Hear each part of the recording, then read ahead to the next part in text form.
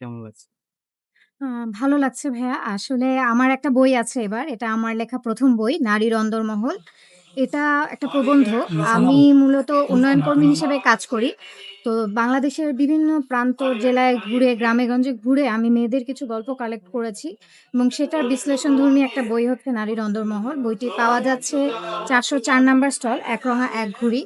তো আমি বলব যারাই আসবেন বইমেলায়, বইমেলা ঘুরে দেখবেন এবং বই সংগ্রহ করবেন। শুধু আমার বই না, যেকোনো বই সংগ্রহ করবেন। কারণ আমরা যদি বই না কিনি বা বই না পড়ি, বইমেলায় না আসি, তাহলে আমাদের এই যে বই পড়ার চর্চার যে সংস্কৃতিটা এটা হারিয়ে যাচ্ছে। এখনই বইমেলায় অনেক মানুষ কমে যাচ্ছে। আগের মতো বেচাকেনা হচ্ছে না।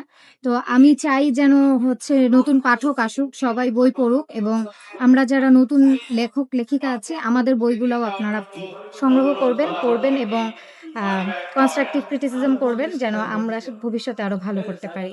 সবাই বইমেলায় আসবেন। আচ্ছা ধন্যবাদ। তো আচ্ছা, আমার বইতে আছে যে আমরা নারী বা কথা বলি, এখন নারীর উন্নয়নের কথা বলি, নারীর ক্ষমতায়নের কথা বলি। কিন্তু আমরা যেভাবে জিনিসটাকে ঝকঝকা চকচকা মনে করি, এখনো এখানে অনেক লুপ হোল আছে, যেটা আসলে প্রান্তিক পর্যায়ে গেলে দেখা যায় যে এখনো আসলে দ্বন্দ্বগুলা কোথায়।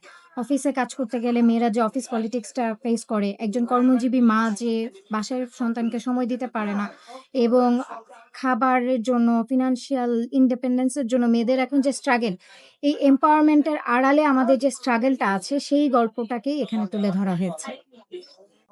বইমেলা ঘুরে ভালোই লাগছে। গতকালকে আরো অনেক বেশি মানুষ ছিল। আমি এসেছিলাম যেহেতু আমার বই আছে আমি প্রায়শই আসছি। আজকে আমার মূরখ উন্মোচন ছিল।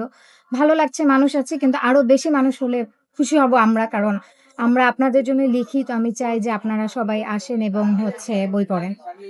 বইটা ভালোই পাচ্ছি কারণ হচ্ছে রমজানের ভেতর বইমেলা হচ্ছে এমনিতেই একটু সাড়া কম কিন্তু সে তুলনায়ও আলহামদুলিল্লাহ বইটা বিক্রি হচ্ছে এটাই ভালো লাগছে।